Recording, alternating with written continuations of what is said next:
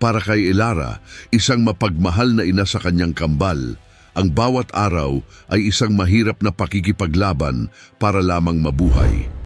Dahil sa 3 buwang atraso sa upa na nagkakahalagang 15,000 piso, nasa bingit na siya ng pagpapalayas kasama ang kanyang mga anak. Ang kanyang mundo ay tila guguho na, wala siyang ibang pag-asa, hanggang sa isang misteryosong estranghero ang biglang lumitaw sa kanilang maingay na eskinita, nakasuot ng mamahaling damit na tila naligaw mula sa ibang mundo. Hindi lang niya binayaran ang lahat ng utang ni Elara, nag-abot siya ng sapat na pera para sa isang buong taon. Ngunit ang kanyang kondisyon ang yumanig sa mundo ng mag-ina. Isang bagay na hindi kayang isipin ni Numan. Gusto niyang manirahan sa kanilang maliit na apartment at ang mismong presensya niya ang magiging kabayaran. Ang amoy ng sinaing na kanin at ginisa sa mantika ang laging bumubungad sa umaga ni Elara. Para sa kanya ito ang amoy ng pagsisikap, amoy ng pag-asa, at higit sa lahat, amoy ng pagmamahal para sa 2 anghel na nagbibigay kulay sa kanyang mundo. Ang kanyang kambal na sina Leo at Luna, 7 taon na sila. 7 taon na rin niyang itinataguyod ang kanilang munting pamilya ng mag-isa. Ang kanilang tahanan ay isang maliit na apartment sa puso ng maingay na Maynila. Ang espasyo ay sapat lamang para sa kanilang 3. Isang kwarto na nagsisilbing tulugan, isang maliit na mesa na kainan at gawaan ng takdang aralin, at isang kusinang halos isang dangkal lang ang lawak. Ngunit para kay Elara, ang bawat sulok ng munting espasyong ito ay puno ng mga alaala, ng tawanan, ng buhay. Ito ang kanilang mundo. 2 trabaho ang pinagsasabayan ni Elara. Sa umaga, isa siyang janitress sa isang opisina. Sa gabi, isa siyang tagasilbi sa isang maliit na karinderya. Ang kanyang mga kamay na dati malambot ay magaspang na ngayon. Ang kanyang mga balikat ay laging may pasan, ngunit ang kanyang puso, ang puso niya ay nananatiling matatag. Para sa mga anak niya, lahat ay kakayanin. Ngunit isang hapon, habang naghahanda siya ng merienda para sa kambal, isang malakas at galit na katok sa pinto ang bumasag sa kanilang katahimikan. Kumabog ang dibdib ni Elara. Kilala niya ang katok na iyon. Ang katok na iyon ang laging nagdudulot ng takot sa kanya. Dahan-dahan niyang binuksan ang pinto. Bumungad sa kanya si Aling Marta, ang kanilang landlady, na nakapameywang at may dalang listahan. Elara, sabi nito sa matigas na boses, 3 buwan ka nang hindi nagbabayad, 15,000 piso na ang utang mo sa akin. Naramdaman ni Elara ang panlalamig ng kanyang mga kamay. Aling Marta, pasensya na po, kaunting panahon pa po, parating na ang sahod ko. Umiling si Aling Marta. Hindi na pwede Elara, kung hindi ka makakabayad hanggang bukas ng umaga, pasensyahan tayo. Kailangan nyo nang umalis, parang tinusok ng libu-libong karayom ang puso ni Elara. Umalis? Saan sila pupunta? Tumingin siya sa likod niya, kung saan nakasilip ang kanyang kambal, ang kanilang mga mata ay puno ng pag-aalala. Paano niya sasabihin sa kanila na baka bukas wala na silang matutuluyan? Wala na silang tahanan. Ang mga luha ay nagsimulang mamuo sa kanyang mga mata. Pakiramdam niya ay nasa dulo na siya ng lahat, isang pader na hindi na niya kayang akyatin. Sa sandaling iyon, naramdaman ni Elara ang bigat ng buong mundo sa kanyang mga balikat. Siya ay nasa bingit na ng kawalan at wala siyang ibang mahawakan, wala siyang ibang makapitan. Nanginginig ang mga kamay ni Elara, ang lahat ay tila lumulubog. 15,000 piso, saan niya hahanapin ang ganong halaga? Sa loob ng isang gabi, imposible. Ang kanyang isip ay naglalakbay sa mga posibleng mangyayari. Ang paglipat, ang paghahanap ng bagong matutuluyan. Ngunit paano? Paano niya ipapaliwanag sa kanyang mga anak na wala na silang sariling bubong? Ang mga luha ay nagbabanta na umagos. Ngunit pilit niya itong pinigilan. Hindi niya pwedeng ipakita ang kanyang kahinaan sa harap ng mga bata. Hindi ngayon. Nang sandaling iyon, isang anino ang tumakip sa kanila. Isang lalaki ang nakatayo sa dulo ng hagdanan, tahimik na nakamasid. Siya ay matangkad, balingkinitan at nakasuot ng isang napakamahal na itim na suit. Ang kanyang sapatos ay makintab na tila kayang salaminin ang lahat ng takot at pag-aalala ni Elara. Ang kanyang mukha ay inukit ng perpekto, ngunit ang kanyang mga mata, malalim at misteryoso ang mga iyon. Tila may pasansyang kalungkutang hindi kayang itago ng kanyang perpektong anyo. Lumapit ang lalaki. Bawat hakbang niya ay may bigat at autoridad na hindi nababagay sa nanlilimahid na gusali. Magkano po ang utang niya? Tanong ng lalaki. Ang kanyang boses ay kalmado, ngunit may isang kakaibang puwersa na nagpatahimik sa lahat. Nagulat si Aling Marta. Sino ka ba? Tanong niya nagtataka, bakit ka nakikialam? Hindi sumagot ang lalaki. Sa halip, kinuha niya ang kanyang wallet, isang piraso ng mamahaling balat at naglabas ng isang makapal na pligo ng pera. Walang pagsalinlangan, inabot niya ito kay Aling Marta. Sapat na po ba ito para sa isang taon? Nanlaki ang mga mata ni Aling Marta. Hindi siya makapaniwala. Ang mga tsismosa na kapitbahay na nakikinig ay nagbulungan. Mabilis na kinuha ng landlady ang pera at binilang. Sobra-sobra pa ito. Sige po, sabi ng lalaki, i-consider niyo po itong advance payment. Ang kanyang tingin ay nakapako kay Elara na ngayon ay tulala at hindi naiintindihan ang nangyayari. Pero may isang kondisyon po ako. Ano yon? Tanong ni Aling Marta. Tila handa niyang tanggapin ang kahit anong kondisyon. Basta't may kasamang pera, ako po ang titira sa bakanteng kwarto sa apartment niya, sabi ng lalaki. Itinuro ang unit ni Elara. Ako po ang magiging kabayaran niya. Isang katahimikang nakabibingi ang namayani. Si Elara, si Aling Marta, maging ang mga kapitbahay ay natigilan. Ang isang lalaking mukhang milyonaryo ay gusto lang tumira sa isang maliit na kwarto sa lumang apartment ni Elara bilang upa. Ano? Halos pabulong na sabi ni Elara. Gulat na gulat siya. Sino ang lalaking ito? Hindi niya ito kilala. Paano niya ito papapasukin sa tahanan niya kasama ang kanyang mga anak? Ngunit si Aling Marta na nakakita na ng pera ay mabilis na nagdesisyon. Kung iyan ang gusto niya, walang problema. Bayad ka na, Elara. 1 taon, 70,000 piso. Napakalaking biyaya. Mabilis na umalis ang matanda. Iniwan silang tatlo sa pasilyo, si Elara, ang estranghero, at ang malaking tanong na nakabitin sa hangin. Hinarap ni Elara ang lalaki, handa siyang tumanggi, ngunit naunahan siya ng mga salita nito. Wala kang dapat ipangamba, sabi ng lalaki na nagpakilala lamang bilang Adrian. Kailangan ko lang ng lugar na matutuluyan kung saan walang makakahanap sa akin. Hindi ako manggugulo. Ituring mo na lang akong isang pader na nagbabayad ng renta. Ang unang salitang lumabas sa bibig ni Elara ay, bakit? Bakit siya? Bakit sa lugar na ito? Ang lalaki ay ngumiti ng bahagya, isang ngiting hindi umabot sa kanyang mga mata. Sabihin na lang natin na may hinahanap ako. Walang nagawa si Elara. Sa isang iglap, ang problema niya sa pera ay nawala. Ngunit napalitan ito ng isang mas malaking misteryo. Pinapasok niya sa kanyang tahanan ang isang estrangherong may malalim na mga mata at mga lihim na hindi niya alam kung dapat ba niyang katakutan. Ang tanging alam niya ay simula bukas, mag-iiba na ang takbo ng kanilang buhay. Pagkatapos ng mga pangyayaring iyon, matapos bayaran ni Adrian ang lahat ng upa, isang napakalaking 70,000 piso, sapat para sa isang buong taon, unti-unti niyang inilipat ang kanyang mga gamit sa bakanteng kwarto. Hindi ito marami, ilang maleta lang, ngunit ang bawat isang gamit niya ay tila nagpapakita ng ibang mundo, isang mundong malayo sa kanilang simple at abang pamumuhay. Ang hangin sa loob ng kanilang maliit na apartment ay tila bumigat, may bagong presensya. Isang presensyang hindi pamilyar, isang presensyang puno ng tanong. Si Adrian, para siyang isang anino. isang multo sa loob ng kanilang tahanan. Maaga siyang umaalis bago pa man magising ang sikat ng araw at ang mga bata.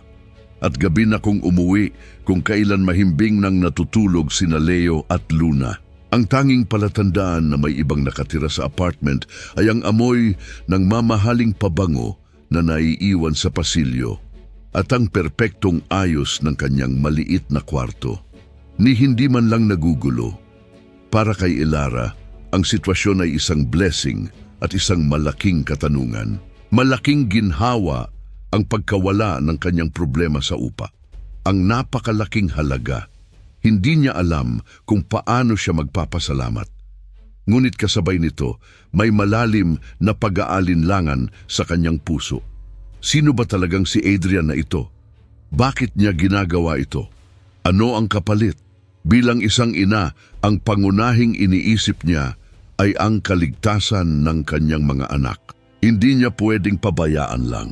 Kailangan niyang maging maingat. Kailangan niyang maging mapagmatsyag. Tahimik siyang nagmamasid. Pinagmamasdan niya si Adrian sa tuwing nagkakaroon sila ng pagkakataong magkita. Minsan, nakikita niya itong nakatingin sa labas ng bintana tuwing gabi.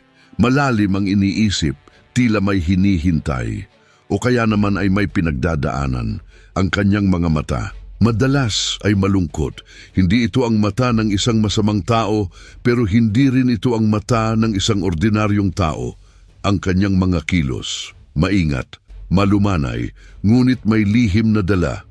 Kahit ang mga bata, sina Leo at Luna, ay tila nalilito sa bagong presensya. Madalas nilang itanong, "Mami, sino po si Kuya Adrian?" Wala siyang maisagot, hindi niya alam.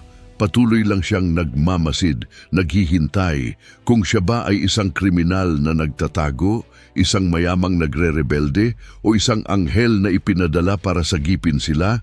Hindi niya alam. Ang tanging alam niya ay may malaking palaisipan sa harap niya. At sa puso niya, isang kakaibang pakiramdam, isang takot na may kasamang pag-asa. Sa ngayon, si Adrian ay nanatili pa ring isang misteryo. Isang estranghero sa kanyang sariling tahanan. Sa mga unang linggo, si Adrian ay nanatiling isang anino sa kanilang tahanan. Hindi pa rin nagbabago ang kanyang gawi. Maaga siyang umaalis at gabi na kung umuwi. Ang mga pader ng ilangan sa pagitan ni Elara at Adrian ay nananatiling matatag. Si Elara, sa kabila ng malaking utang na loob, ay patuloy na nag-iingat. Hindi na rin niya lubos maintindihan ang lalaking ito. Ngunit unti-unti, may mga maliliit na pangyayari na tila nagbubukas ng mga siwang sa pader na iyon. Isang hapon, habang abala si Elara sa pag-aayos ng mga laruan ni Leo at Luna, hindi niya sinasadyang natabig ang isang maliit na estante sa dingding. Bumagsak ang lahat ng nakapatong dito, kasama na ang kanilang nag-iisang picture frame. Ito ang pinakamahalagang litrato nila, isang kupas na larawan nilang tatlo kuha sa isang murang photo studio nung maliliit pa ang kambal. Nabasag ang salamin nito, kumalat ang mga bubog sa sahig. Ay Diyos ko, bulong ni Elara. Nanginginig ang kanyang kamay. Ang litrato na iyon ay napakahalaga. Ito ang simbolo ng kanilang munting pamilya. Habang pinupulot niya ang mga bubog, hindi niya napansin na lumabas na pala si Adrian mula sa kanyang kwarto na alarma sa ingay. "Anong nangyari?" tanong niya, kalmado ang boses. "Wala to, Adrian," pilit na sabi ni Elara habang may maliit na hiwa na sa kanyang daliri. Nabasag lang ang litrato. Hindi nagsalita si Adrian. Mabilis siyang kumuha ng first aid kit. Dahan-dahan niyang nilinis ang sugat ni Elara at nilagyan ito ng band-aid. Ang pagdampi ng kanyang mga daliri sa balat ni Elara ay nagdulot ng isang kakaibang kuryente sa katawan ng babae. Ito ang unang beses na nagkalapit sila ng ganoon. Nagkatitigan sila. Sa ilalim ng madilim na ilaw ng kanilang sala, nakita ni Elara ang pagod at kalungkutan sa mga mata ni Adrian. Hindi ito ang mata ng isang masamang tao. Ito ang mata ng isang taong may pinagdadaanan. "Salamat," mahinang sabi ni Elara. Ang kanyang puso ay kumabog ng mabilis. Kinuha ni Adrian ang basag na picture frame. "Mahalaga siguro to sa'yo. Tumango si Elara. Yan lang ang matinong litrato naming tatlo. Alaala. Kinabukasan, pag-uwi ni Elara mula sa kanyang trabaho, may isang kahon na nakapatong sa ibabaw ng mesa. Sa loob nito ay isang bago at magandang picture frame na yari sa kahoy. Sa tabi nito ay may dalawang malalaking paper bag na puno ng groceries. Mga prutas, gatas, tinapay at pagkain na bihirang-bihira niyang mabili para sa kanyang mga anak. Nang komprontahin niya si Adrian, simpleng sabi nito, "Napadaan lang ako sa grocery, sobra ang nabili ko, hindi ko rin naman mauubos." Alam ni Elara na hindi iyon totoo. Ito ang paraan ni Adrian ng pagtulong ng hindi direkta. Isang paraan upang hindi niya masaktan ang kanyang damdamin.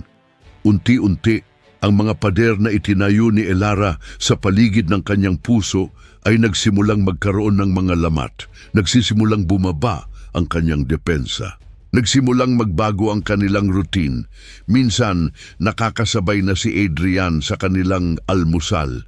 Tahimik lang itong nakikinig sa mga kwento ng kambal tungkol sa kanilang eskwela. Si Leo, na mabibuo at palakaibigan, ay agad na naging komportable kay Adrian. Si Luna naman, na mas tahimik at mapagmasid, ay palaging pinagmamasdan si Adrian habang nagdodrawing. Isang araw, nakita ni Adrian si Luna na umiiyak sa isang sulok. Nahihirapan daw ito sa kanyang art project. Lumapit si Adrian. Umupo siya sa sahig, katabi ng bata. Dahan-dahan niyang kinuha ang lapis. Sa ilang sandali, iginuhit niya ang isang perpektong ibon. Tila lilipad na paalis sa papel. Namangha si Luna. "Paano niyo po yan ginawa, Tito Adrian?" Tanong ni Luna, nagniningning ang mga mata. Ngumiti si Adrian, isang tunay ng ngiti sa unang pagkakataon. Mahilig din kasing mag-drawing ang isang taong malapit sa akin dati. Nakita ni Elara ang eksenang iyon mula sa kusina.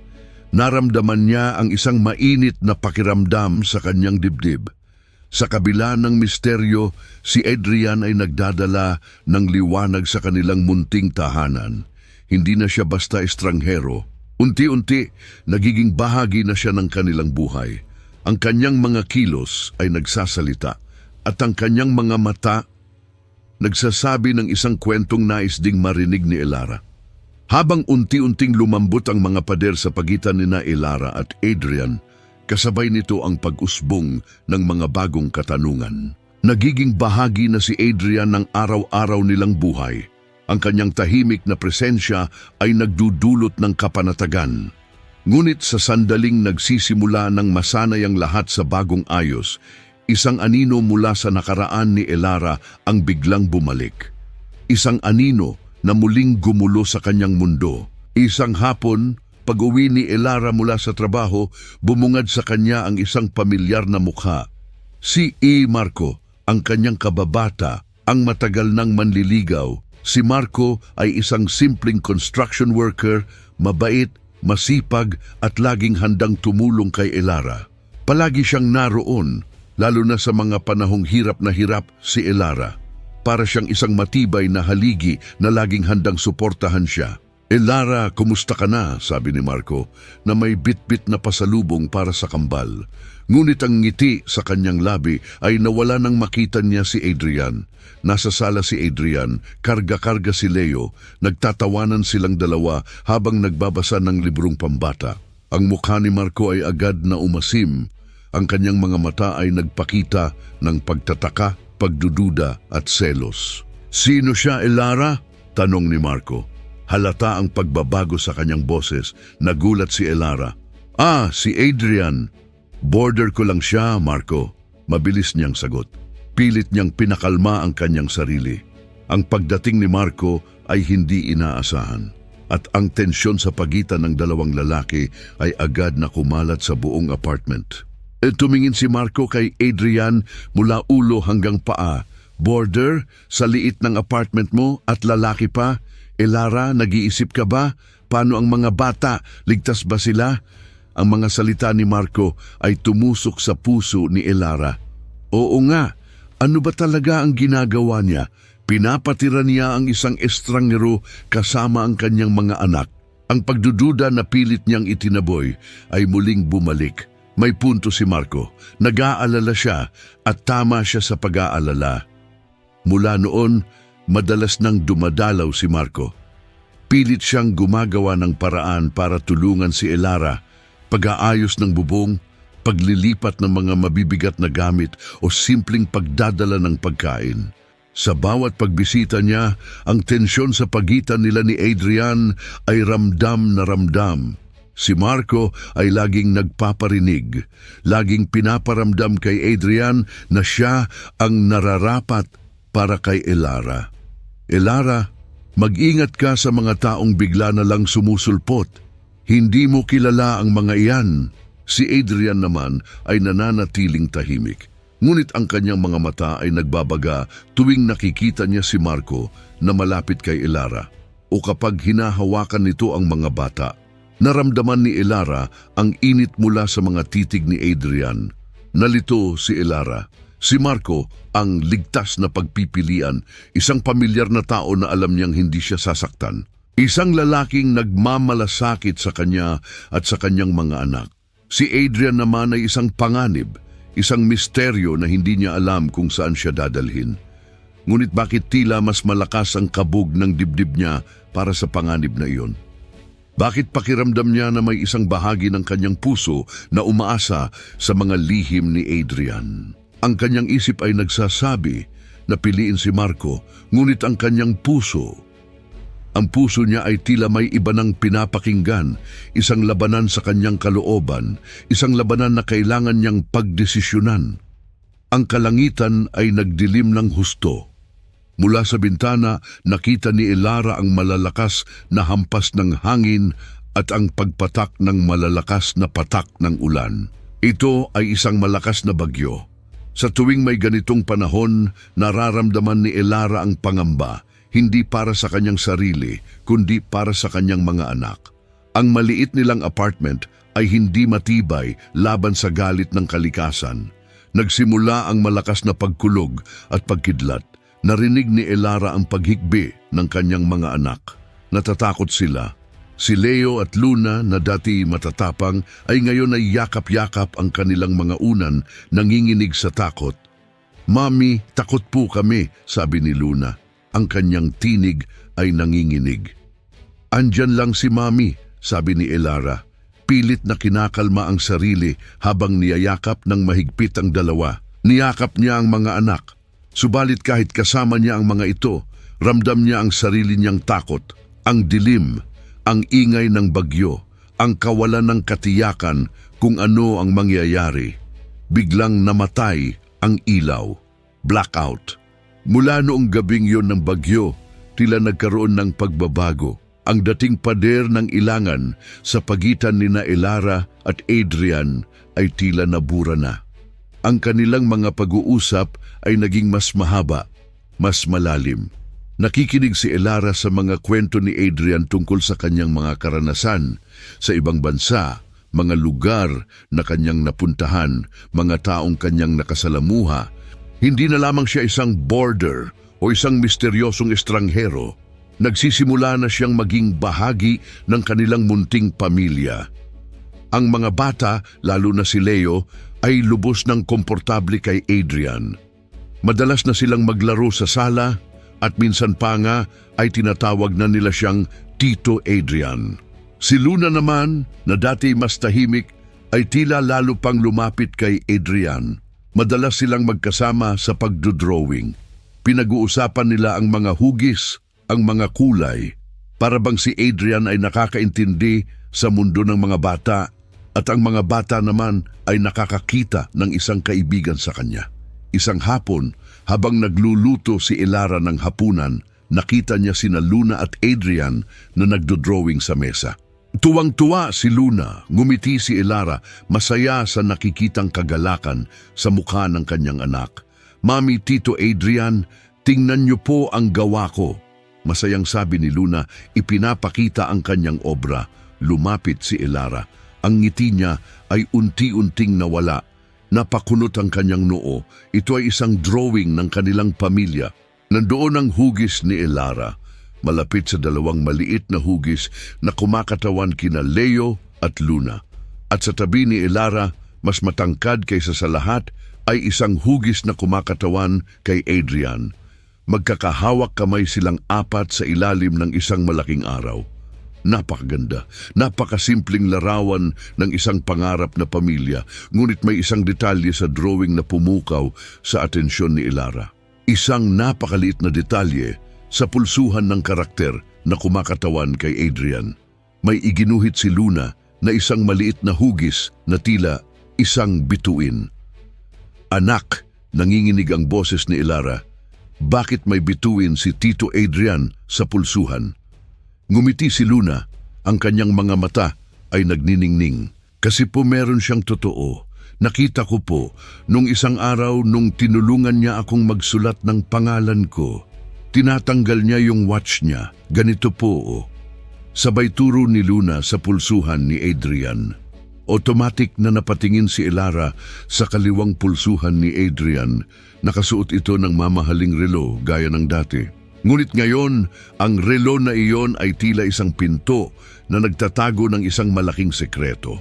Mayroon nga, sa ilalim ng relo na iyon, hindi pa niya napapansin dati, ay may bakas, isang maliit na marka. Naramdaman ni Elara ang panlalamig ng kanyang mga kamay. Ang kanyang paghinga ay bumilis. Ang kanyang puso ay parang gusto nang kumawala sa dibdib niya. Isang alaala ang biglang bumalik. Isang alaala na matagal na niyang pilit na kinakalimutan. Isang alaala na nagdulot sa kanya ng matinding sakit. May isang tao lang siyang kilala na may ganong marka. Isang maliit na birthmark na hugis bituin. Isang lalaking 7 taon na niyang pilit na kinakalimutan. Ang lalaking minahal niya ng buong puso. Ang ama ng kanyang mga anak. Adrian, nanginginig ang kanyang boses. Adrian, pwede mo bang tanggalin ang relo mo? Nagulat si Adrian. Nakita niya ang takot, pagdududa at pag-asa sa mga mata ni Elara. Tila alam na niya kung ano ang nasa isip nito. Dahan-dahan, kinalas niya ang strap ng kanyang relo. At doon sa kanyang balat malinaw na nakikita ang isang maliit na birthmark na hugis bituin. Bumagsak ang luha mula sa mga mata ni Elara. Ang lahat ng piraso ng palaisipan ay biglang nagkabit-kabit. Ang pamilyar na tingin, ang husay sa pagguhit, ang paraan ng pagtingin niya sa kambal. Lahat ay nagpapahiwatig ng iisang katotohanan. Ikaw. Halos hindi makapaniwalang bulong ni Elara. Ang kanyang mga salita ay tila nabulunan. Ad, ikaw si Ad. Tumango si Adrian. Ang kanyang mga mata ay puno ng sakit, pagsisisi at pag-asa. Ako nga, Elara. Ako nga. Ang pangalang Ad ang tawag niya noon sa binatang minahal niya. Ang binatang bigla na lang nawala na parang bula 7 taon na ang nakalipas, iniwan siyang mag-isa at dinadala ang kanilang mga anak sa kanyang sinapupunan. Ang katotohanan ay nasa harap na niya. Nakakabigla, nakakagulat. Ngunit sa kaibuturan ng kanyang puso may kakaibang pakiramdam ng pagkilala. Pagkilalang matagal na niyang hinahanap. Sa wakas, nasabi na ang katotohanan. Ang katahimikan sa kanilang maliit na sala ay tila puno ng mga hindi nasabing salita sa loob ng 7 mahabang taon. Nakatitig si Elara kay Adrian, kay Ad. Ang kanyang puso'y mabigat, naglalakbay sa mga alaala ng sakit, ng pagkawala, ng pag-iisa. Ang kanyang mga mata ay nagtanong, ang kanyang tinig ay nanginginig habang nagbabakasakali. Bakit? Bakit ngayon ka lang? Bakit sa ganitong paraan? At doon, sa ilalim ng mahinang liwanag ng maliwanag na buwan na sumisilip sa kanilang bintana, ibinuhos ni Adrian ang kanyang puso. Ikinuwento niya ang lahat, ang kanyang pamilya, ang mga De Villa. Isang makapangyarihan at istriktong angkan na ang tanging hangad ay ang kanilang pangalan at yaman. Nalaman nila tungkol sa kanila ni Elara. Hindi nila ito nagustuhan. Hindi nila pinayagan ang kanilang nag-iisang tagapagmana na magpakasal sa isang simpleng babae. Tinakot nila ako, Elara, sabi ni Adrian. Ang kanyang boses ay puno ng sakit. Bata pa ako noon, takot na takot ako. Sinabi nila na kung hindi ako lalayo, kung hindi ako hihiwalay sa iyo, sasaktan ka nila, sasaktan nila ang mga anak natin. Hindi ko kinaya, Elara. Hindi ko kinaya ang maisip na mapapahamak ka dahil sa akin. Sinabi niya kung paano siya pinadala sa ibang bansa, kung paano pinutol ang lahat ng komunikasyon, kung paano siya binantayan bawat kilos niya. Ang kanyang pagtatangkang tumakas at hanapin siya, lahat ay nabigo noon. Naramdaman ni Elara ang bigat ng kanyang naging pasakit, ang kanyang paghihirap. Sinubukan kong bumalik, Elara. Patuloy niya. Ang kanyang tinig ay nanginginig. Nang sa wakas ay nakalaya ako sa kanila, bumalik ako dito. Ilang buwan kitang hinanap at isang araw nakita kita dito sa bingit ng pagpapalaya sa iyo. Hindi ko alam kung paano lalapit. Natakot ako na baka itaboy mo ako. Kaya ito lang ang naisip kong paraan para mapalapit sa inyo, para makabawi. Kahit sa maliit na paraan lang, narinig ni Elara ang bawat salita, ang bawat pagdurusa, ang bawat taon ng paghihirap. Ang galit na dati nangingibabaw sa kanyang dibdib ay unti-unting napalitan ng pagkaawa. Pagkaawa sa lalaking ito na napilitang gawin ang lahat para protektahan sila, kahit na ang kapalit nito ay ang kanyang sariling kaligayahan. Ang kanyang puso'y nag-aaway. Ang pait ng 7 taong pag-iisa ay naroon, ngunit kasabay nito ang pag-unawa. Ang pag-unawa sa bigat ng kanyang naging desisyon. Lumapit si Elara kay Adrian. Tumingin siya sa mga mata nito. Nakita niya ang pagsisisi, ang panghihinayang. Ngunit higit sa lahat, nakita niya ang pagmamahal na hindi kailanman nawala. Ang pagmamahal na pareho nilang naramdaman noon. 7 taon, bulong ni Elara. Ang kanyang tinig ay nababalot ng emosyon. 7 taon ng paghihirap, 7 taon ng pag-aalala. Huminga ng malalim si Adrian. Alam ko, Elara, at sa bawat isang araw noon nagsisisi ako. Nagsisisi ako na pinabayaan ko kayo. Nagsisisi ako na hindi ako lumaban. Lumapit ang kambal na nagising dahil sa pag-uusap at niyakap si Elara. Tinitigan sila ni Adrian, ang kanyang mga anak, ang kanyang pamilya, ang pamilyang nawala sa kanya sa loob ng 7 taon. Ramdam niya ang hapdi ng bawat segundong hindi niya nakasama ang mga ito. Ang bawat yakap na hindi niya naibigay. Ang bawat kwentong hindi niya naibahagi. Papa! Bulong ni Leo na may pagtataka sa kanyang mukha. Hindi makasagot si Elara. Hindi pa siya handa. Ngunit ramdam niya ang pagbabago sa hangin. Ang pagbabago sa kanilang pamilya. Ang pagbabago sa kanilang buhay. Ang pagtatapos ng 7 taong katahimikan. Ang simula ng isang bagong kabanata, ang tahimik na pag-uusap ni na Elara at Adrian ay biglang nabasag. Ang pinto ng kanilang maliit na apartment ay biglang bumukas ng malakas. Sa pagbukas nito, tila bumukas din ang isang bagong antas ng kaguluhan. Nakatayo roon ang isang matandang lalaki, nakasuot ng mas mahal pang suit kaysa kay Adrian. Ang kanyang tindig ay arugante. Ang kanyang mga mata ay malamig at mapanuri. Kasama niya ang 2 malalaking lalaki na mukhang bodyguards. Adrian de Villa, malamig, at may paghamak na sabi ng matanda, ito ang ama ni Adrian, si Don Ricardo, ang taong nagdulot ng 7 taong paghihiwalay. Akala ko ba malinaw ang usapan natin, tapos na ang laro mo, umuwi na tayo. Lahat ng mata ay nakatuon sa kanya. Si Elara ay hindi makagalaw, nararamdaman niya ang pagbigat ng hangin. Ang pagdating ni Don Ricardo ay tila isang masamang panaginip na nagkatotoo. Tiningnan ni Don Ricardo si Elara. Ang kanyang tingin ay puno ng paghamak na para bang isang maruming bagay ang kanyang nakikita. Magkano? Sabi ni Don Ricardo, diretso kay Elara. Naglabas siya ng isang checkbook mula sa kanyang bulsa. Sabihin mo ang presyo mo para iwanan mo na nang tuluyan ang anak ko at ang mga batang iyan. Ang pagbigkas niya ng mga batang iyan ay puno ng pagkutya. Hindi niya kinikilala sina Leo at Luna bilang kanyang mga apo. Naramdaman ni Elara ang panginginig ng kanyang buong katawan. Ang sakit na dulot ng mga salitang iyon ay mas matindi pa kaysa sa anumang pisikal na sakit. Ito ang huling pagsubok, ang pinakamabigat na hamon, ang sandali ng katotohanan. Ang lahat ay nakatingin kay Adrian. Ano ang kanyang gagawin? Sa pagkakataong ito, iba na ang Adrian na kaharap ng kanyang ama. Hindi na siya ang takot na binata na madaling masunod. Isa na siyang ama, isang lalaking handang ipaglaban ang kanyang pamilya. Dahan-dahan humakbang si Adrian. Hinarang niya ang pagitan ng kanyang ama at nina Elara at ng mga bata. Ang kanyang mga mata ay matatag. Hindi sila mabibili, Papa. Matatag na sabi ni Adrian. Ang kanyang tinig ay hindi nanginginig.